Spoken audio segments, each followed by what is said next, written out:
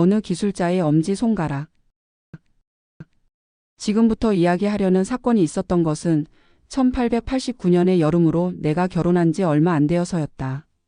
결혼한 뒤로 나는 홈즈를 혼자 남겨두고 베이커가의 하숙집을 떠났지만 수시로 홈즈를 찾아가서 시간을 보냈다. 내 병원은 날로 번창했다.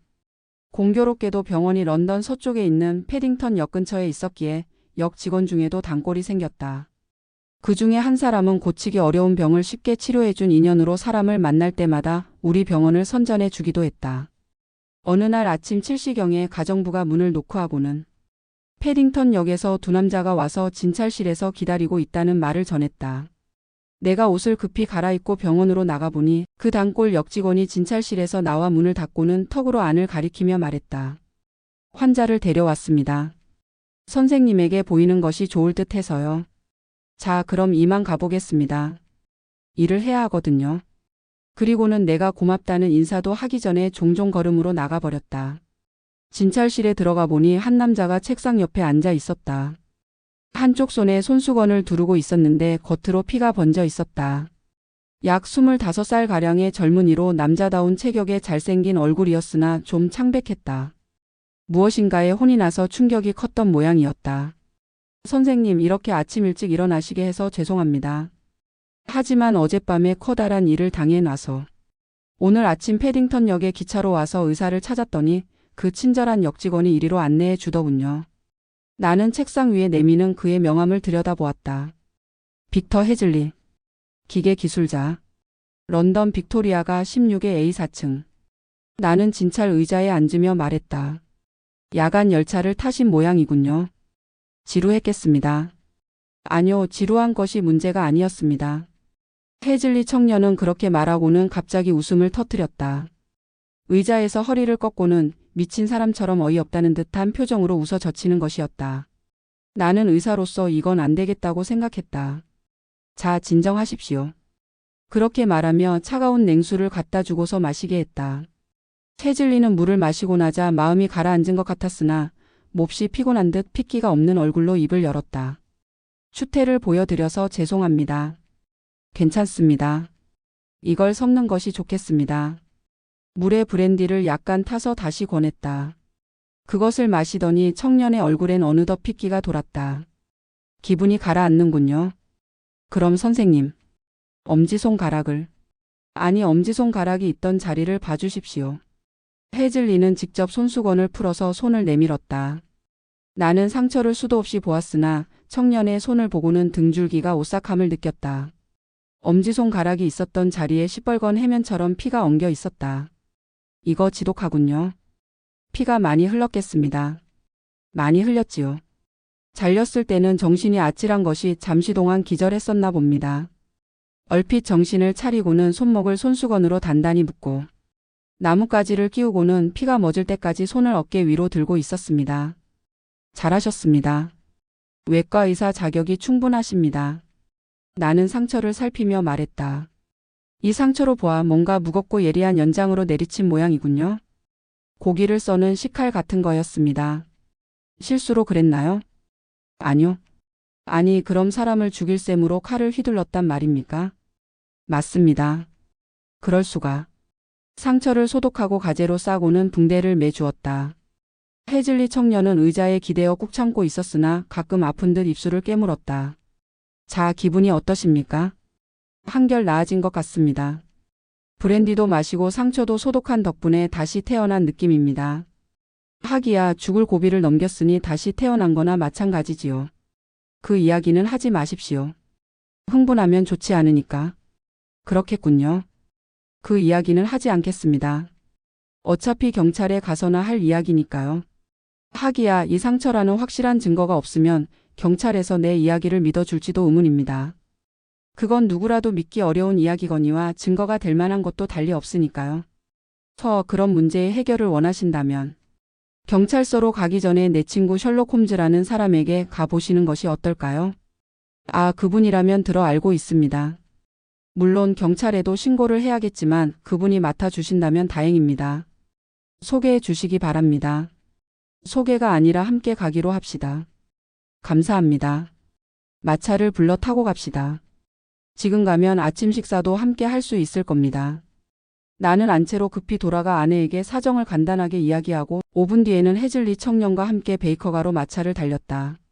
셜록 홈즈는 언제나처럼 신문에 찾는 난을 훑어보며 가운을 입은 채로 파이프를 입에 물고서 방 안을 서성거리다가 반갑게 우리를 맞이했다. 그리고는 하숙집 아주머니에게 베이컨과 달걀 3인분을 준비시켜 아침 식사를 했다. 식사가 끝나자 홈즈는 해즐리 청년을 소파에 앉히고 머리에 베개를 개게 한 다음 머리맡에 물을 탄 브랜디 잔을 준비해 놓고 말했다. 해즐리 씨, 당신이 겪은 사건이 세상에 그리 흔하지 않은 일이라는 것을 잘 알겠습니다. 그대로 편히 누워서 우선 마음을 진정시키시고 차근차근 이야기를 들려주시기 바랍니다. 그리고 조금이라도 피로를 느끼시면 그 술잔을 드시기 바랍니다. 감사합니다. 하지만 박사님의 치료를 받고는 만사가 안정된 느낌입니다. 그럼 내가 겪은 이상한 경험을 이야기하겠습니다. 홈즈는 큼직한 팔걸이 의자에 앉아 나른한 듯 눈을 내리깔고 있었으나 실은 예리한 주의를 기울이면서 해즐리 청년의 말에 귀를 기울이고 있는 것이었다. 해즐리가 입을 열었다. 나는 아버지도 어머니도 없습니다. 그리고 런던에서 하숙을 얻어 혼자 살고 있습니다. 직업은 수력을 이용하는 기계기술자로 그리니지에 있는 이름난 기업체에서 7년간 경험을 쌓았습니다. 2년 전에 면허를 땄는데 그때 아버지가 돌아가셔서 상당한 유산을 물려받았기에 독립해보고 싶어서 빅토리아가의 가게를 차렸습니다. 누구나 독립된 사업을 시작하면 처음엔 고생하기 마련이지만 내 경우는 더욱 심했습니다. 2년 동안 별로 소득도 없는 일거리가 네댓건 들어왔을 뿐이었지요. 그런데 어제 일이었습니다. 그만 가게 문을 닫으려고 했을 때 점원이 들어와 어떤 남자 한 분이 일관계로 찾아왔다고 하더군요. 들고 들어온 명함에는 육군 대령 라이센더 스타크라고 적혀 있었습니다. 점원 뒤에서 그 예비역 대령이 큰 모습을 나타낸 것을 보니 키는 보통 사람보다 큰 편이나 아주 깡마른 몸매였습니다. 그렇게 마른 사람은 처음 보았습니다. 하지만 그 마른 원인이 병 때문은 아닌 것 같았습니다. 그 증거로 눈은 예리하게 빛나고 있었으며 걸음걸이도 활달했고 태도도 자신에 차 있었거든요. 복장은 검소했지만 깔끔한 편이었고 나이는 40세 안팎, 말투에는 독일어 액센트가 섞여 있었습니다. 해즐리 씨입니까? 당신은 기술도 상당하지만 이해심이 많고 비밀도 굳게 지켜주실 것 같아 찾아왔습니다. 실례지만 나를 그토록 좋게 평가해준 분이 누구신지요? 아니, 그건 말씀드리지 않는 편이 좋을 것 같군요. 그리고 당신은 부모님이 돌아가셨으며 독신으로 살고 있다고 들었습니다. 사실입니다. 하지만 그것이 내가 하는 일과 무슨 관계가 있습니까? 일에 관한 상의를 하러 오신 것이 아닙니까? 그렇습니다. 나는 일을 부탁하러 오기는 했습니다만 이건 절대로 비밀을 지켜주셔야 할 일입니다. 그런 까닭에 가족이 많은 사람보다는 혼자 사는 분이 좋을 것으로 판단했지요. 비밀을 지켜야 할 일이라면 약속할 수 있습니다. 절대 일의 내용을 입 밖에 내지 않겠다고요. 대령은 내 얼굴을 빤히 바라보았는데 그토록 의심에 찬 눈은 처음 보았습니다. 대령이 말했습니다. 그럼 믿어도 되겠습니까? 물론입니다. 일을 시작하기 전이나 일을 하는 동안과 끝난 뒤에도 비밀을 지켜야 합니다. 약속합니다. 좋습니다. 대령은 갑자기 일어서더니 날렵하게 몸을 움직여 문을 획 열어 젖히더군요. 그러나 복도에는 아무도 없었습니다. 대령은 자리에 돌아와 앉아서 다시 말했습니다. 됐습니다. 점원들은 흔히 주인이 하는 일을 알고 싶어 하기에 이젠 안심입니다. 대령은 의자를 바짝 내 곁으로 끌고 와서는 다시 그 의심에 찬 눈으로 날 찬찬히 뜯어보는 것이었습니다. 나는 이 바싹 마른 사나이의 수상쩍은 행동에서 일종의 불쾌함과 두려움 같은 것을 느꼈습니다. 그래서 손님을 놓쳐서는 큰일이라고 생각하면서도 무뚝뚝하게 언성을 높였지요. 어서 용건을 말씀하시지요. 나는 한가한 사람이 아닙니다. 하룻밤이면 끝날 일인데 50긴이면 어떻겠습니까? 충분한 보수라고 생각합니다. 하룻밤이라고 했습니다만 사실은 1시간 정도라고 말하는 편이 좋겠군요. 기능이 떨어진 수압기를 손봐 달라는 일입니다. 어디가 나쁘다는 것만 지적해 주시면 나머지는 우리가 수리할 겁니다. 이 일을 맡아주시겠습니까? 일은 쉬울 것 같군요. 그럼 오늘 밤 막차로 와주실 수 있겠습니까? 어디로 말입니까? 바크셔군의 아이퍼드입니다. 패딩턴 역에서 기차를 타면 11시 15분에 아이퍼드에 도착합니다. 알겠습니다.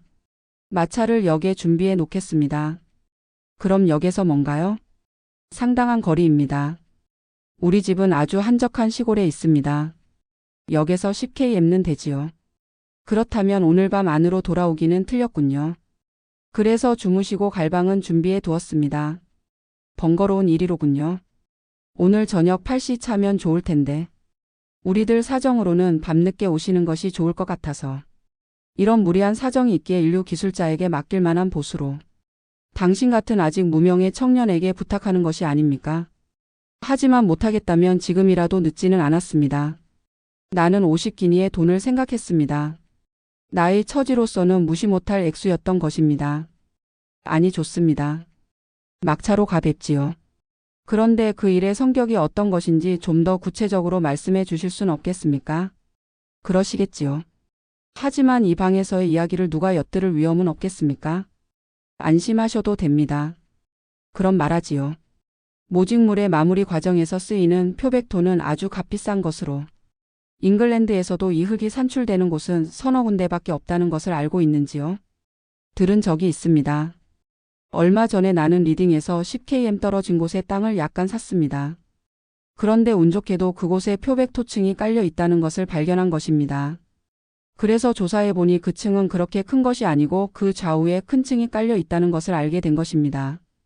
하지만 오른쪽 층과 왼쪽 층은 남의 소유의 땅 밑에 있습니다.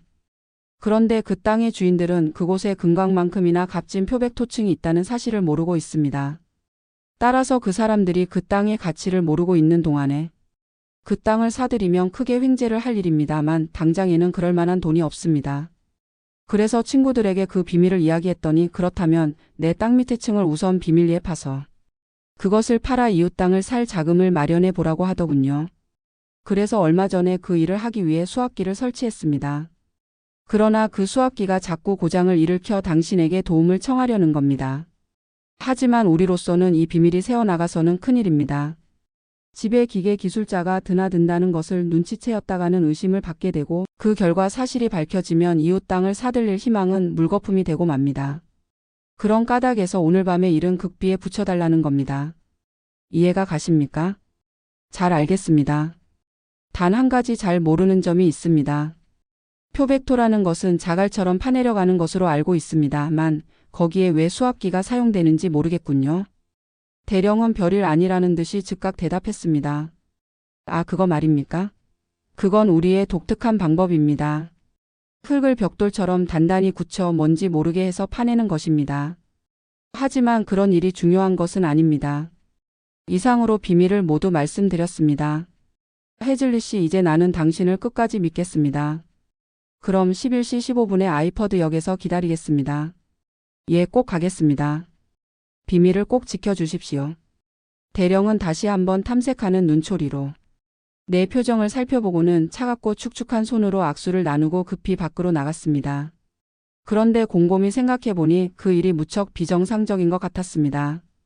그것은 보수가 그와 비슷한 일에 10배나 되었거니와 이번 일을 계기로 자주 일거리가 굴러 들어올지 모른다는 기대감을 가질 수 있기 때문이었습니다.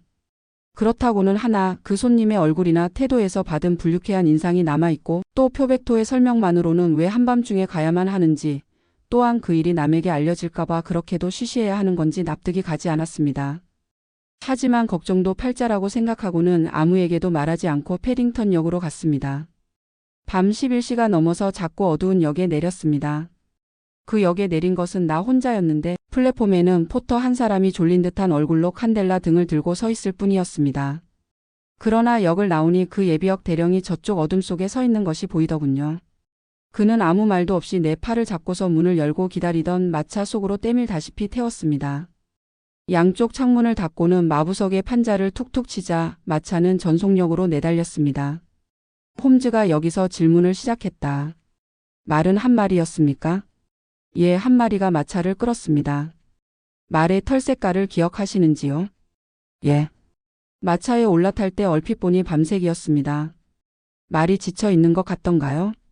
아니요, 기운차고 윤기가 흐르고 있었습니다. 감사합니다. 이야기를 방해해서 미안합니다. 그 뒤에 이야기를 계속해 주시지요. 흥미가 있군요.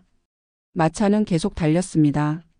적어도 1시간은 타고 있었던 것 같습니다. 라이센더 스타크 대령의 이야기로는 10km 정도라고 했지만 내가 보기에는 그 속도와 걸린 시간을 감안하면 20km는 될 것 같았습니다. 그 부근의 시골길은 도로 사정이 나쁜 모양인지 마차는 심하게 흔들렸습니다. 도대체 어떤 곳을 달리고 있는지 궁금했지만 창문에는 불투명한 곰보 유리가 끼워져 있어서 가끔 지나가는 불빛이 희미하게 보일 뿐이었습니다. 그러자 험한 길은 끝나고 바퀴 소리로 보아 자갈이 깔린 길에 들어서더니 마침내 멎었습니다. 대령은 마차에서 뛰어내려서는 지체 없이 나를 데리고 눈앞에 열려있는 현관 안으로 들어갔습니다. 즉 마차에서 곧바로 현관 안으로 뛰어든 꼴이 어서 집의 외관은 살펴볼 겨를도 없었습니다. 그리고는 문지방을 넘어서자마자 문이 닫히고는 마차가 떠나는 소리가 들렸습니다. 집안은 캄캄해서 대령은 뭐라고 중얼거리더니 더듬더듬 성냥을 찾았습니다. 그러자 갑자기 안쪽의 문이 열리고 불빛이 아른거렸습니다. 그곳에서는 한 여인이 램프를 치켜들고 앞으로 내밀듯이 서서 나를 뜯어보는 것이었습니다. 아름다운 여인이더군요. 그 여인은 내가 모르는 외국어로 몇 마디 질문을 했는데 대령이 무뚝뚝하게 거기에 답변을 하는 모양이었습니다. 그러자 여인이 램프를 떨어뜨릴 정도로 크게 놀라는 기색을 보였습니다. 대령은 여인에게 가까이 가서 무엇인가 귓속말로 속삭이면서 여인의 등을 밀어 안으로 들여보내고 램프를 받아들고 나에게로 와서 말했습니다. 잠시 이 방에서 기다려 주십시오. 대령은 그렇게 말하며 방문 하나를 열었습니다. 깔끔하게 치장한 작은 방으로 한가운데의 테이블 위에는 독일어로 된 책이 몇 권 있었습니다. 대령은 램프를 문 곁에 오르간 위에 올려놓았습니다. 곧 돌아오겠습니다. 그렇게 말한 대령은 나를 남겨두고 나가더군요. 테이블 위에 책을 보니 독일어는 모릅니다만 두 권은 과학 논문이고 한 권은 시집이라는 것을 알 수 있었습니다. 시골 이반 풍경이라도 볼 수 있을까 해서 창가에 가보았습니다만 떡갈나무로 짠 덧문이 내려져 있고 단단히 자물쇠가 채워져 있더군요. 기분이 으스스할 정도로 조용한 집이었는데 복도 어디에선가 벽시계가 찰칵찰칵 움직이는 소리가 날 뿐 주위는 쥐죽은 듯 했습니다. 왠지 불안해졌습니다. 이 독일인들은 과연 어떤 인물들일까? 이곳은 어딜까? 아이퍼드에서 15km 내외 떨어진 곳이라는 것은 짐작이 갔지만 그것이 남쪽인지 북쪽인지 혹은 서쪽인지 동쪽인지는 전혀 짐작이 가지 않았습니다. 나는 방 안을 서성거리며 불안을 씻어버리려고 콧노래도 부르고 어쨌거나 50기니를 손쉽게 번다는 생각으로 위안을 삼기로 했습니다. 그때 내가 있는 방문이 소리도 없이 천천히 열렸습니다.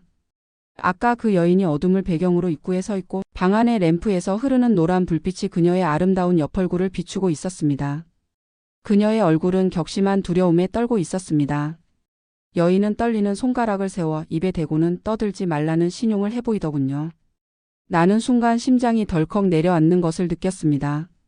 그녀는 뒤를 흘끔흘끔 돌아보며 서툰 영어로 말했습니다. 도망치세요. 어서요. 이곳에 있는 건 위험해요. 하지만 부인, 아직 일을 끝내지 않았습니다. 기계를 보기 전까지는 돌아갈 수 없습니다. 안 돼요. 어서 도망가세요. 그러나 내가 웃는 얼굴로 고개를 젓는 것을 보고서 여인은 예의 같은 건 잊어버리고 방 안으로 들어와 내 손을 잡아 끌다시피 하며 애원하는 투로 말하더군요. 부탁입니다. 빨리 달아나세요. 지금이라도 늦지 않아요. 나는 원래가 고집이 세서 특히 누가 설득을 하려고 들면 오히려 반발을 하는 성미입니다. 내 머릿속에는 50기니의 보수와 지루한 여행, 그동안의 수고 등이 떠올랐습니다. 그런 것이 모두 물거품이 된다는 것은 참고 견딘 보람이 없어지는 일이었습니다. 부탁받은 일도 하지 않고 받아야 할 보수도 포기한 채 주랭랑을 칠 수는 없는 노릇이었습니다.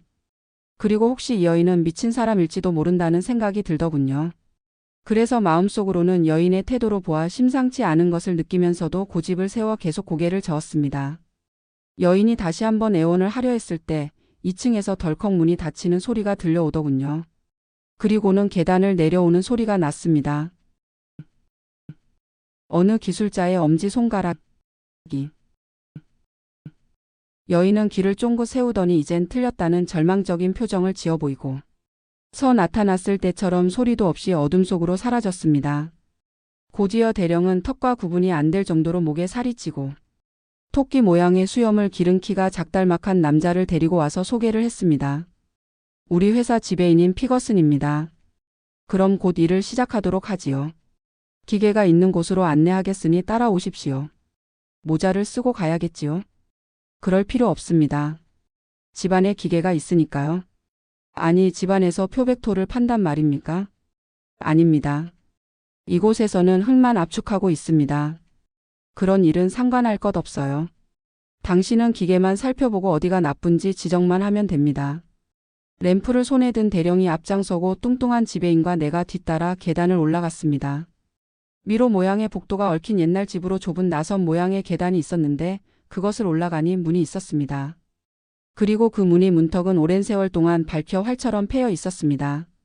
하여간 2층에는 융단도 깔려 있지 않았고 가구 같은 것도 보이지 않았으며 벽에서는 회가 벗겨져 내려왔고 습기가 차서 곰팡내가 났습니다. 나는 가능한 한태연한 얼굴을 하고 있었습니다만 여인의 허둥거리던 모습이 마음에 걸렸으므로 두 사나이의 행동에 경계의 눈길을 게을리하지 않았습니다. 그리고 피거스는 말수가 적은 사람이었지만 그가 나와 같은 영국인이라는 것을 알아차릴 수 있었습니다. 스타크 대령은 좀 더 안쪽으로 걸어 들어가서 작은 철문 앞에 섰습니다. 그리고는 열쇠를 꽂고서 문을 열었습니다. 방은 꽤나 작아서 셋이 모두 들어갈 수 없었기에 피거스는 밖에 남고 대령과 나만이 안으로 들어갔습니다. 우리는 지금 수압기의 내부에 들어와 있는 셈입니다. 지금 누가 이 기계를 움직이기라도 한다면 그야말로 큰일이 납니다. 이 방의 천장이 피스톤의 아래 부분에 해당하므로 그것이 내려오기 시작하면 몇 톤이나 되는 압력이 생겨 이 철판으로 된 바닥을 짓누르게 됩니다. 이 바깥쪽에는 가는 파이프가 여러 개 있어서 받은 수압을 피스톤에 전달하는데 그런 장치에 대해서는 당신도 잘 알고 있으리라 생각합니다. 기계는 이상 없이 작동하는데 어딘가 잘못된 곳이 있는 모양인지 압력이 적게 나옵니다. 어디가 잘못되었는지 살펴보고 알려주면 됩니다.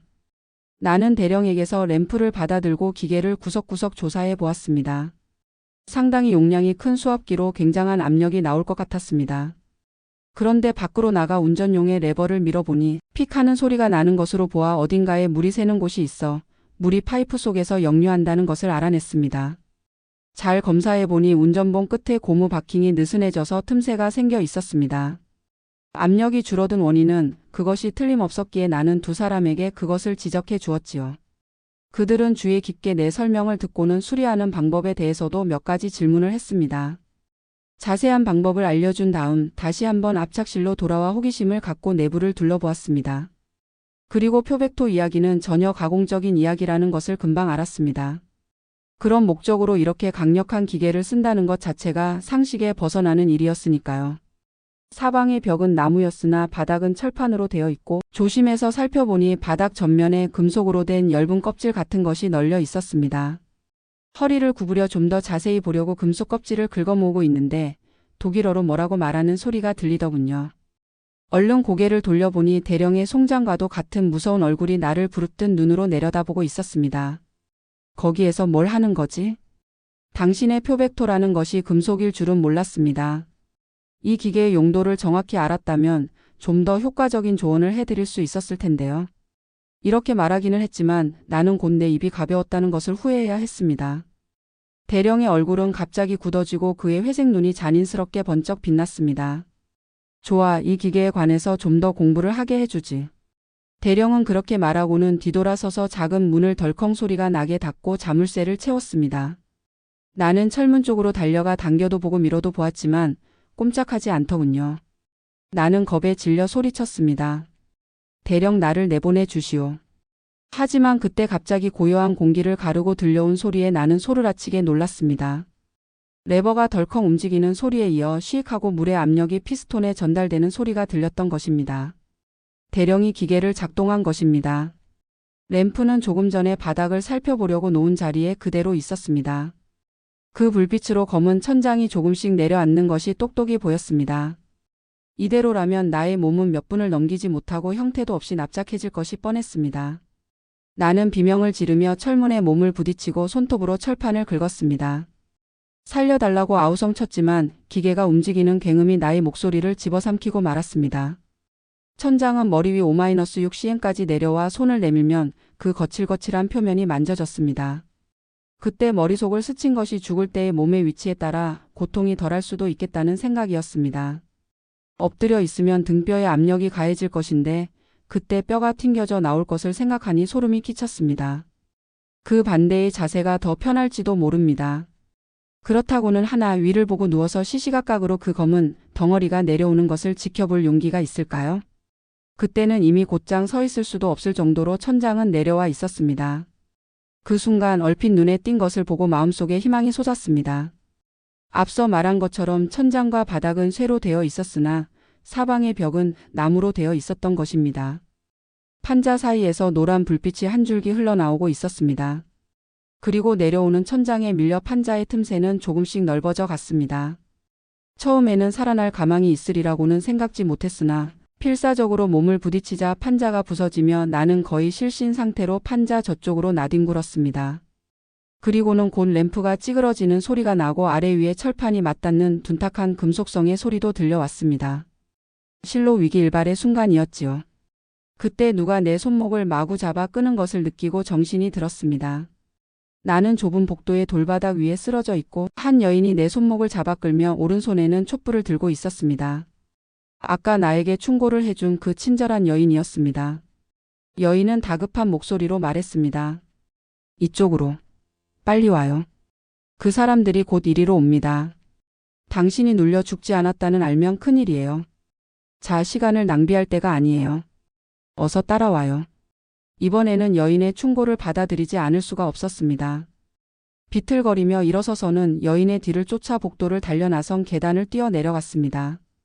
계단 밑은 넓은 복도였는데 그곳까지 갔을 때 쿵쾅거리는 발소리와 두 사나이가 서로 외쳐대는 고함이 들렸습니다. 한 사람은 위쪽에서 한 사람은 아래쪽에서 서로 외치며 우리 쪽으로 오고 있었던 것입니다. 여인은 걸음을 멈추고 어찌할 바를 모르는 듯 주위를 살펴보았습니다.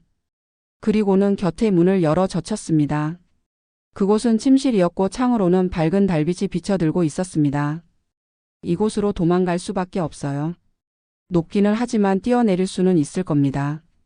여인이 그렇게 말했을 때 복도 저쪽에 불빛이 나타나며 스타크 대령의 깡마른 그림자가 한 손에 램프를 들고 다른 손에는 푸죽간의 커다란 식칼 같은 것을 움켜잡고 달려오는 것이 보였습니다.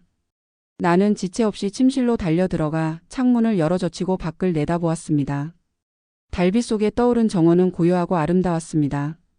창에서 아래까지는 넉넉히 시뵙는 되어 보였습니다. 나는 창틀에 올라탔습니다. 그러나 나의 생명의 은인을 악한이 어떻게 할 것인가가 궁금해서 잠시 창틀에 매달린 채 안을 들여다보고 있었습니다. 만일 여인을 해치는 일이라도 있으면 달려들어가 어떤 위험을 무릅쓰고서라도 구출할 생각이었던 것입니다.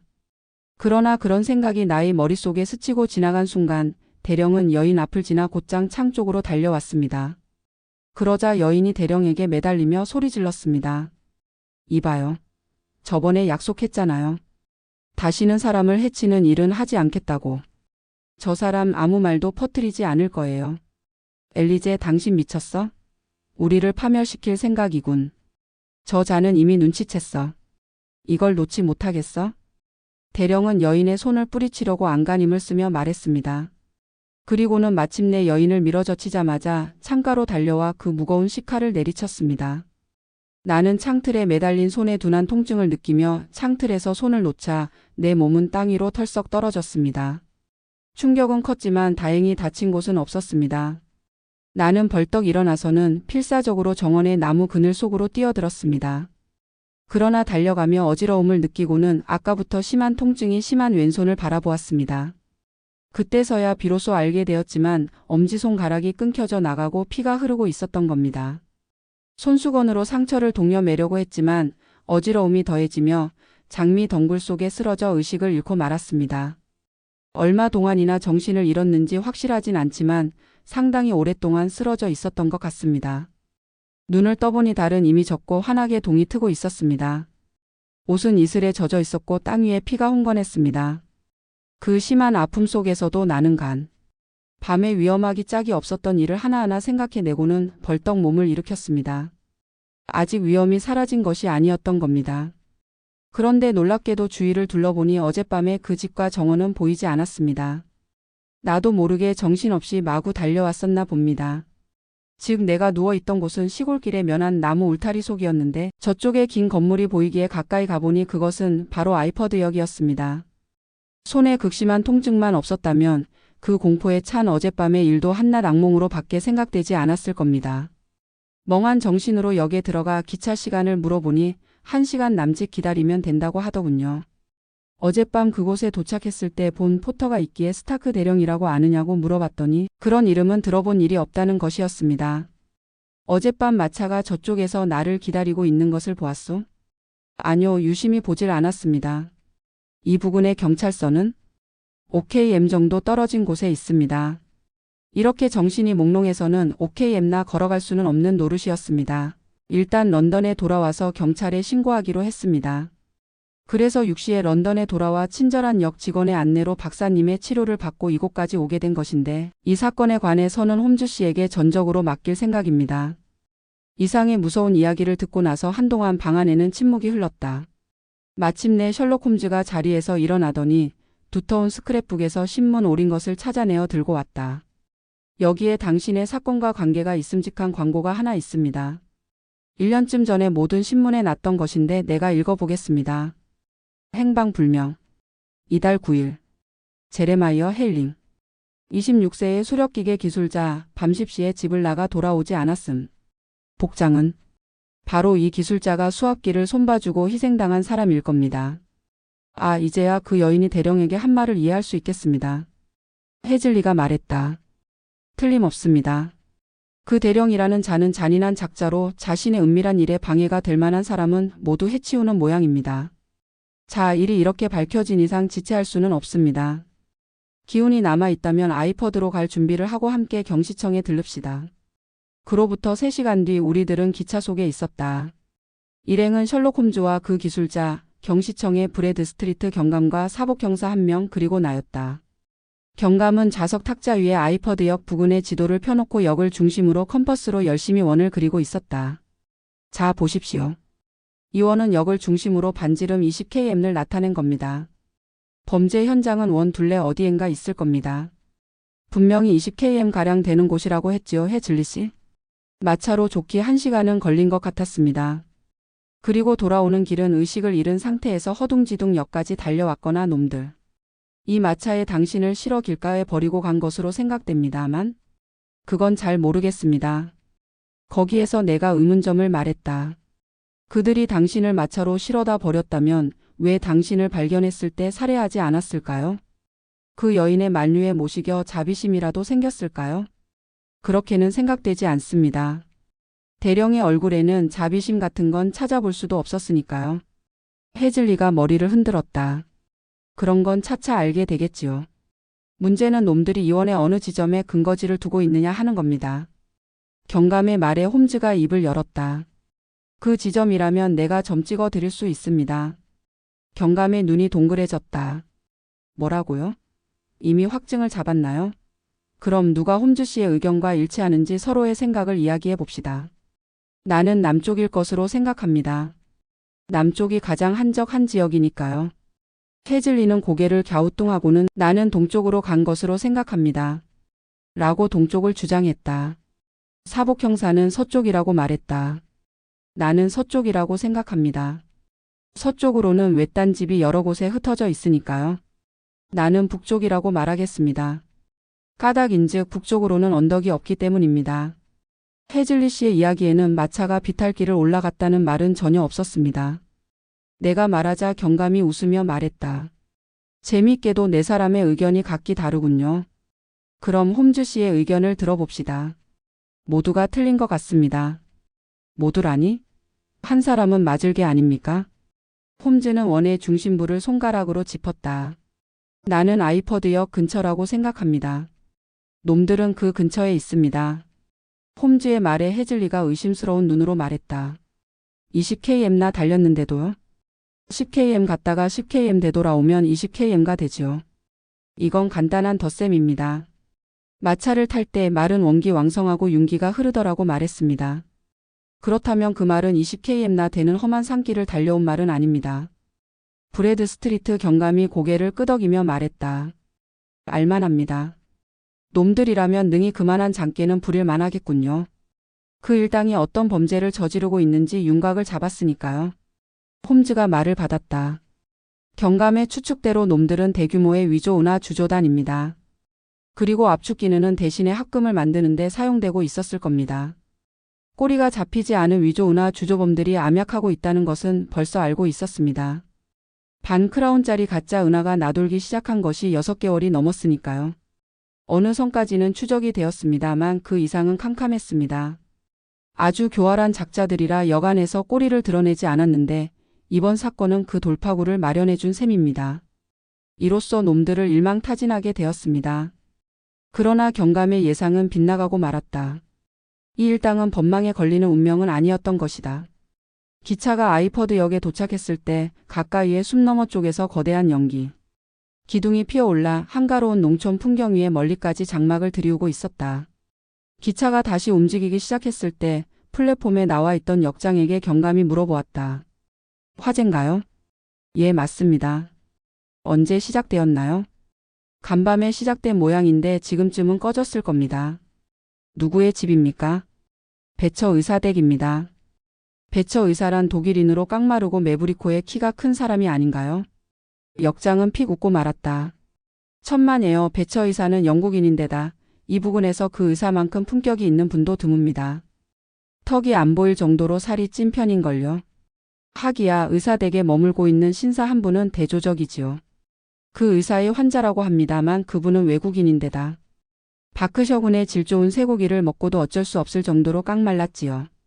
역장의 말이 끝나기도 전에 우리는 화재 현장 쪽으로 달려가고 있었다. 길은 낮은 언덕을 넘어 이어져 있었다. 언덕 위에 올라가자 시야가 탁 트이며 벽에 흰회를 바른 집이 보였다. 정원에는 소방차가 3대 늘어서 있고 소방수들이 마지막 불길을 잡고 있었다. 해즐리가 흥분해서 외쳤다. 저 집이다. 자갈을 깐 마차길이 있고 내가 뛰어든 장미 덩굴도 보입니다. 나는 저 2번째 창문에서 뛰어내렸습니다. 홈즈가 말했다. 하여간 당신의 복수는 이루어진 거나 다름없습니다. 당신이 놓아둔 석유 램프가 수압기에 박살이 나며 그 불이 둘레의 나무 판자에 옮겨 붙은 것이 틀림없습니다. 그러나 놈들은 당신을 뒤쫓는데 정신이 팔려 불이 붙은 것도 몰랐던 거지요. 혹시 구경꾼들 중에 일당이 섞여 있을지 모르니 잘 살펴보기 바랍니다. 어쩌면 지금쯤 100km 이상 멀리 도망갔을지도 모르지만 홈즈의 예상은 사실로 나타났다. 그날로부터 지금까지 그 아름다운 여인에 대해서도 또 인상이 고약한 독일인에 대해서도 그리고 말수가 적고 뚱뚱한 영국인에 대해서도 전혀 종적을 알 길이 없었다. 그날 밤 새벽에 몇 사람이 탄 마차가 유달리 큰 상자를 싣고서 급히 달려가는 것을 보았다는 한 농부의 말을 끝으로 범인들의 행방은 홈즈의 지혜로서도 알 길이 없었던 것이다. 소방수들은 건물 내부의 낯선 시설에 크게 놀랐지만 3층 침실 밖에 떨어져 있는 사람의 엄지손가락을 보고는 더욱 혼비백산 놀라움을 감출 수가 없었다. 어쨌거나 저녁 무렵이 되어서야 완전히 진화가 되었지만 지붕은 무너져 내리고 벽만이 앙상하게 남았다. 그리고 수압기 역시 몇 개인가 구부러진 원통과 철관만을 남기고 형체를 알아볼 수 없게 되었고 창고에서는 다량의 니켈과 주석이 발견되었지만 화폐는 한 개도 눈에 띄지 않았다. 아마도 범인이 싣고 갔다는 상자 속에 들어 있었을 것이다. 그 기술자가 쓰러진 장미덩굴 속에서 길가의 나무 울타리까지 어떻게 이동했는가는 정원의 흙이 부드러운 덕분에 쉽게 짐작할 수 있었다.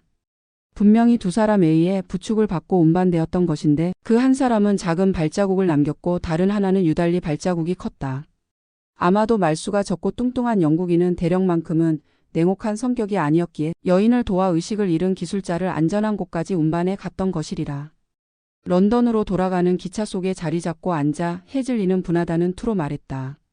제길 재수가 없으려니 엄지손가락을 잃은 데다가 50기니의 보수마저 날렸으니 이게 무슨 꼴이람. 홈즈가 웃으며 말했다. 그것도 경험입니다. 경험은 언제고 유용하게 살릴 수가 있는 법이지요. 그리고 당신은 새로 태어난 기분으로 일할 수 있을 겁니다. 당신을 구해준 그 여인을 생각하면서 말입니다.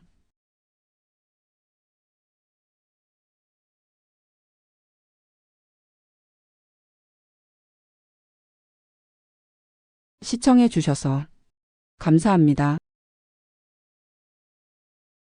구독, 좋아요. 끝.